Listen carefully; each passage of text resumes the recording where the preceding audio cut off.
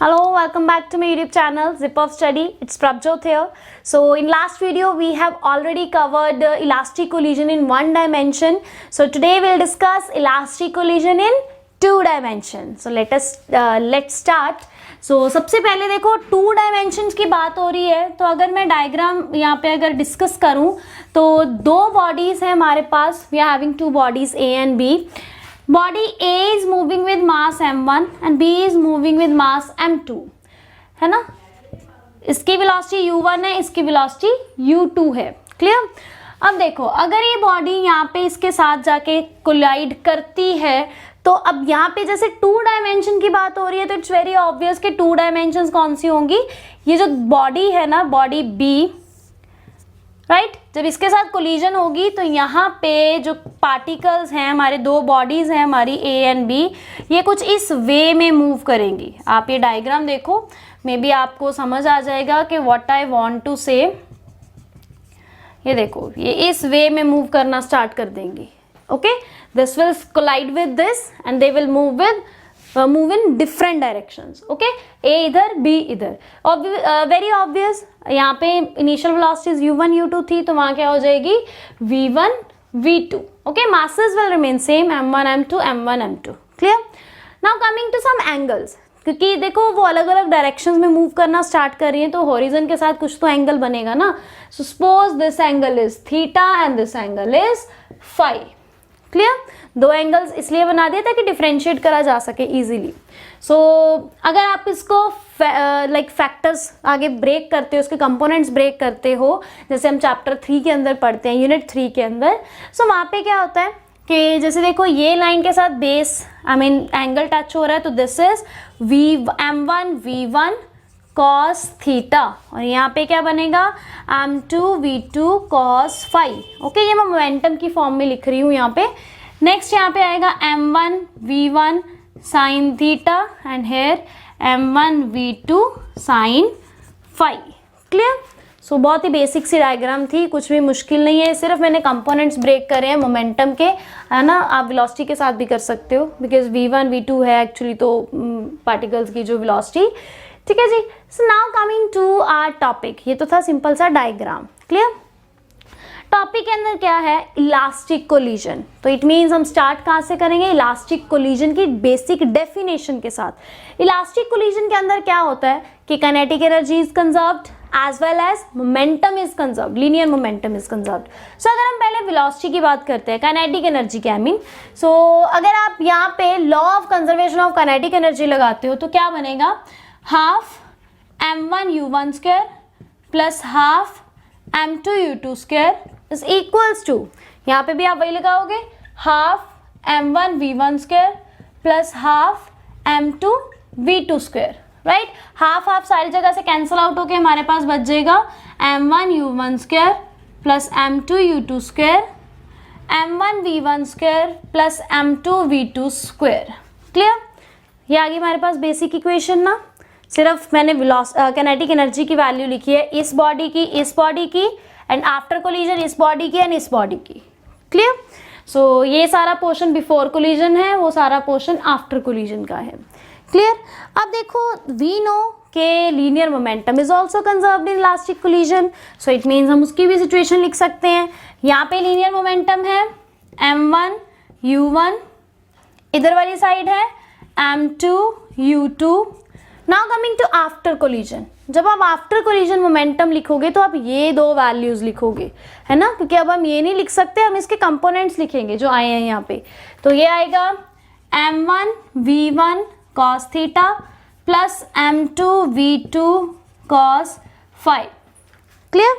ये चीज आ गई. ये तो सारा कुछ आ गया बेसिक जो टर्म्स इक्वेशंस वगैरह आनी थी वो हमने बना के रख ली. Now this is first equation, this is second equation. Okay.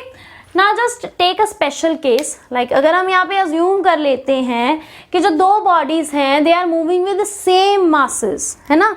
अगर मैं यहाँ पे अज्यूम कर लूँ कि they are moving with the same mass, it means m1 is equals to m2, है ना. दोनों के मासेस क्या होंगे, सेम हो जाएंगे. क्लियर. एंड स्पेशली अगर मैं एक और कंडीशन ले लेती हूँ कि जो इनिशियल वेलोसिटी है फर्स्ट बॉडी की, it is u and second body की जो इनिशियल वेलोसिटी है इट इज 0। क्योंकि देखो यहाँ पे ना अगर आप प्रैक्टिकली इस चीज को सोचते हो तो दोनों बॉडीज कोलाइड कब करेंगी, टकराएंगी कब? अगर दोनों ही सेम वेलोसिटी के साथ मूव करी जा रहे हैं तो आई मीन वो तो चलती ही रहेंगी, कोलिजन का तो टाइम ही नहीं मिलेगा, कोई चांस ही नहीं बनेगा। सो कोलिजन के लिए हम एक बॉडी को रेस्ट पे कर सकते हैं, है ना, इसलिए मैंने u2 क्या कर दिया 0, सो दैट कि अगर body A will move with some velocity u तो फिर वो जाके इसके साथ कोलाइड करके ये केस बना सकती है ना। सो ये थोड़ा सा जस्ट हमने अज्यूम करा है, नथिंग एल्स। सो अब देखो ये वैल्यूज आ गई, तो आप ये वैल्यूज सब्स्टिट्यूट कर सकते हो यहाँ पे आराम से। तो just substitute these values in above equations, तो आपके पास देखो क्या बचेगा यहाँ पे टर्म्स। जब आप यहाँ वैल्यू सब्स्टिट्यूट कर देते हो ना तो बहुत ही लाइक बेसिक सी टर्म्स आ जाएंगी हमारे पास। ये इक्वेशन जो है ना रिड्यूस होके बहुत छोटी इक्वेशन रह जाएगी, लाइक दिस। पहले इस इक्वेशन में आते हैं, m1 m2 ये सब चीज़ें सेम होके ख़त्म ही हो जाएंगी, है ना। सो ये फैक्टर तो यहाँ पे ख़त्म ही हो गया क्योंकि सेम ही है m1 m2, तो वो फैक्टर ही वहाँ से रिड्यूस हो जाएगा। नेक्स्ट है ये हमारे पास क्या बच गया, u1 square plus u2 square equal to this one. अब देखो ये भी मैंने कंडीशन लगा दी कि u1 जो है वो u है, तो ये भी खत्म हो गया, u2 0 कर दिया तो ये खत्म हो गया। इट मीन्स बच क्या गया हमारे पास यहाँ पे दिस थिंग कि u square is equals to v1 square plus v2 square. Okay, आपको नेक्स्ट स्टेप में लिखना है, मैंने ऊपर ही डिडक्ट कर दिया। नेक्स्ट देखो यहाँ पे मैंने आपको ये x एक्सिस की तरफ इक्वेशन लिखवाई है। अगर हम मोमेंटम y एक्सिस की तरफ देखते हैं तो हम वो भी लिख सकते हैं। वो हमारा बन जाएगा m1 v1 sine theta plus m1 v2 sine phi, m2 v2 sine phi, right. So ये आ जाएगा इक्वल्स टू 0। अब यहाँ पे 0 क्यों लिखा है, क्योंकि बिफोर कोलिजन ना y एक्सिस की तरफ कुछ भी नहीं है ना, तो बिफोर कोलिजन तो है ही नहीं, हो तो आफ्टर कोलिजन x और y दो एक्सिस बन गई, दो डायरेक्शंस बन गई, तभी 2 डायमेंशन की बात हो रही है। तो इसलिए एक साइड तो होगी बिल्कुल 0। क्लियर। अब जैसे मैं ये कंडीशन यहाँ पे भी अगर लगाती हूँ सारी वैल्यूज वाली, तो देखो अगर ये वैल्यूज यहाँ पे सब्स्टिट्यूट करी जाएंगी तो m1 m2 खत्म हो गया, है ना, इधर आके वो तो 0 हो गया। उसके बाद ये चीज़ बच जाएगी हमारे पास, तो एक हमारे पास ये इक्वेशन आ गई। इसमें अगर आप ख़त्म करते हो तो यहाँ पे भी m1 m2, है ना, ये ख़त्म हो गया एंड u2 0 हो गया, u1 की जगह सिर्फ u रह गया, है ना। तो इट मीन्स यहाँ पे आपके पास सिर्फ u की वैल्यू आ गई ये वाली। क्लियर। सो देखो यहाँ पे ना बहुत कुछ इजी सा हो गया। अगर इसको भी मैं इस साइड ले आती हूँ तो इक्वालिटी आ जाएगी बीच में, यहाँ माइनस आ जाएगा। क्लियर। सो देखो बहुत सिंपल सी इक्वेशंस रहेगी, बहुत छोटी सी होगी इक्वेशंस। देखो यहाँ पे uv रह गया, यहाँ पे भी uv, यहाँ पे भी uv, sine theta cos theta some terms are there. Clear. हमारे पास 3 इक्वेशंस आ गई, बहुत ही बेसिक इक्वेशंस आई हैं जिसमें कोई है ही नहीं खास दिक्कत वाली बात। नाउ जस्ट हम क्या करेंगे, यहाँ पे जो u की वैल्यू है जो सेकेंड इक्वेशन में हमारी निकली है उसको आप सब्सटीट्यूट कर दो इक्वेशन जो हमारी सबसे फर्स्ट इक्वेशन आई हुई है यहाँ पे, है ना। थोड़ा ध्यान से इस चीज़ को देखो, ये हमारी फर्स्ट इक्वेशन आई हुई है, ये सेकंड है, ये थर्ड इक्वेशन है ना। सेकंड इक्वेशन से u की वैल्यू को मैं फर्स्ट के अंदर सब्सटीट्यूट कर सकती हूँ। ओके, तो हमारे पास यहाँ पे क्या आ जाएगा, u स्क्वायर था, it means v1 cos theta plus v2 cos phi की होल स्क्वायर आ जाएगी equals to v1 square plus v2 square. Identity open करोगे, v1 square cos square theta, v2 square cos square phi plus 2ab,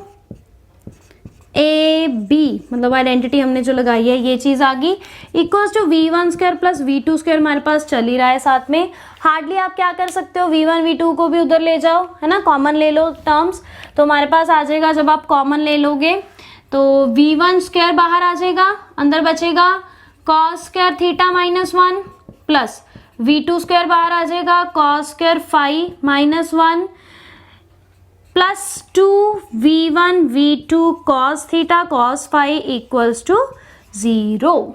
तो ये equation आ गई हमारे पास। ठीक है जी। सो लिटिल बिट यहाँ पे देखो इक्वेशन जो है हमने जब वैल्यू सब्स्टिट्यूट करी तो वो थोड़ी सी रिड्यूस होगी। हार्डली हम क्या कर सकते हैं, अगर आप ये चीज देखोगे 1 माइनस कॉस स्क्वायर थीटा की हमारे पास आइडेंटिटी होती है।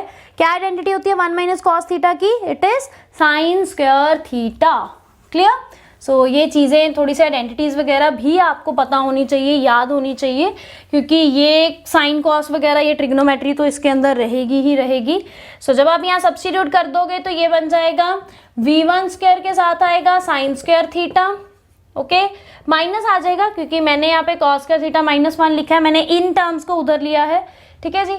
उसके बाद प्लस v2 स्क्वायर, यहाँ पे भी आएगा minus sine square phi. Okay, ये टर्म आ गई। उसके बाद plus 2v1 v2 cos theta cos phi equals to 0। तो ये टर्म आ गई हमारे पास in terms of sine and cos. तो इस इक्वेशन को आप फिलहाल तो यहीं पे छोड़ दो, क्योंकि हमारे पास आगे इनकी वैल्यूज़ हैं ऑलरेडी। हमने v1 v2 जो है, आप इक्वेशन नंबर 3 को देखो, हमारे पास values already are there. v1 sine theta equals to minus v2 sine phi, ये गिवन है जिसको हम आगे ऊपर यूज़ करेंगे। सो नेक्स्ट स्टेप के अंदर आप लिखोगे जस्ट इस चीज़ के बाद विल राइट डाउन के use third equation in this above equation. जैसे मैंने आपको कहा ना कि हमने यहाँ पे ये वैल्यू निकाल के रखी हुई है, हम इसको यहाँ पे सब्स्टिट्यूट कर सकते हैं। सो सब्स्टिट्यूट दिस इक्वेशन, हम यहाँ पे v2 साइन फाई की वैल्यू उठाते हैं, ये वाली। अगर देखो यहाँ पे मैं स्क्वायरिंग बोथ साइड्स कर देती हूँ, है ना, तो स्क्वायरिंग बोथ साइड्स के साथ कोई फर्क नहीं पड़ेगा इसको। v1 square sine square theta is equals to v2 square sine square phi, है ना, ये चीज आ गई। स्क्वायरिंग भी जस्ट क्यों करेगी? क्योंकि ऊपर हमारे पास स्क्वायरिंग वाले फैक्टर्स हैं, ताकि आपको ईजी हो जाए सब्स्टिट्यूट करना। सो ये आ जाएगा minus v1 square sine square theta minus v2 square sine square phi की जगह what I will write v1 square sine square theta equals to minus 2v1 v2 cos theta cos phi. Clear? ये term आ गई हमारे पास। Next देखो, simply देखो ये जो नेगेटिव साइन है तो हम इसको आराम से खत्म कर सकते हैं ना। मैं यहाँ से नेगेटिव और नेगेटिव मैंने कॉमन निकाल के इस नेगेटिव के साथ कटिंग करवा दी, खत्म हो गया, है ना। And v1 square sine square theta, v1 square sine square theta 2 हो गए, तो दोनों की जगह मैं क्या लिख सकती हूँ, 2v1 square sine square theta is equals to this factor. 2 will also cancel out with 2, हमारे पास बच जाएगा v1 sine square theta equals to v2 cos theta cos phi, है ना। जो जो टर्म्स कैंसिल आउट हो रही है हमने कटवा दी। v1 कट रहा था, 2 कट रहा था, तो खत्म हो गया। यहाँ से आप निकाल लो कॉस थीटा, तो वो आ जाएगा v1 upon v2 sine square theta upon cos phi. ये टर्म आ गई हमारे पास। थोड़ा एक बार इसको ध्यान से देख लो, चेक कर लो कि क्लियर है ईच एंड एवरी स्टेप। उसके बाद देखो यहाँ पे हम क्या करेंगे, we know the formula of cos a plus b, right? so ये आपको मैथमेटिक्स के अंदर भी आता है, cos a plus b का फॉर्मूला होता है, आइडेंटिटी इज देयर। सो अगर मैं ये लेती हूँ, है ना, theta plus phi, it is equals to cos a cos b minus sine a sine b, है ना, ये चीज होती है। अब देखो cos थीटा की वैल्यू मैंने यहाँ पे निकाली हुई है, अगर मैं यहाँ सब्स्टिट्यूट कर देती हूँ तो इजी हो जाएगा काम हमारे पास। सो सब्स्टिट्यूट हियर, तो cos theta plus phi will equals to v1 upon v2 sine square theta upon cos phi into cos phi minus sine theta sine phi. So this cos phi will cancel out with cos phi, तो हमारे पास ये बच गया cos theta plus phi is equals to v1 upon v2 sine square theta minus sine theta sine phi. Clear? Just एक बार check करो इसको कि ये चीज़ बिल्कुल क्लियर है आपको। नेक्स्ट ना हमने ऊपर ना साइन थीटा और साइन फाई जो है इनकी भी वैल्यूज निकाल रखी थी। आपको याद होगा equation number I don't know कौन सी थी, v1 sine theta is equals to v2 sine phi था वहां पे, है ना, दोनों इक्वल्स थे, ये दोनों चीजें इक्वल थी। तो अगर मैं यहाँ से साइन थीटा की वैल्यू निकालती हूँ तो वो कितनी आ जाएगी, this one, v2 upon v1 this one, तो ये सब्स्टिट्यूट कर दो यहाँ पे भी, v2 upon v1 sine phi है तो साइन फाई की क्या हो जाएगी यहाँ पे स्क्वायर। क्लियर। अब देखो यहाँ अगर आप इसको सॉल्व करते हो थोड़ा ध्यान से तो ये चीज़ जो है आई थिंक मैंने उल्टा लिख दिया, v2 होता है यहाँ पे, ये v1 अपॉन v2 आएगा यहाँ, है ना, क्योंकि पिछली इक्वेशन में होता है हमारे पास ये सेम चीज़ v1 अपॉन v2 वाला। सो जब इसको आप प्रॉपरली सॉल्व करके करोगे तो दे विल तो कैंसल आउट ईच अदर, है ना, ये तो जीरो हो जाएगा क्योंकि सेम फैक्टर आना चाहिए ना, तभी कैंसल आउट होएगा, तो it will become zero. Now cos theta plus phi is equal to 0 degree आ गया। अब आपको ये चीज़ पता होनी चाहिए कि cos किस डिग्री के ऊपर 0 हो जाता है। cos होता है 0 90 डिग्री के ऊपर, राइट। तो आप ये बोल सकते हो कि हमारा लास्ट स्टेप जो होएगा इसका वो क्या होगा कि cos theta plus phi is equals to cos 90 degree, cos will cancel out with cos, तो theta plus phi is equals to 90 degree is the final result.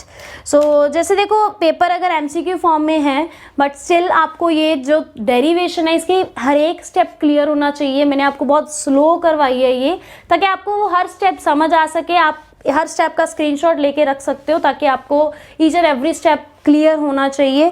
Okay, so for next other videos please subscribe my channel and press the bell icon, ताकि आपको जो link है जो video का notification है वो बिल्कुल टाइम टू टाइम मिलता रहे। Thank you so much for watching this video.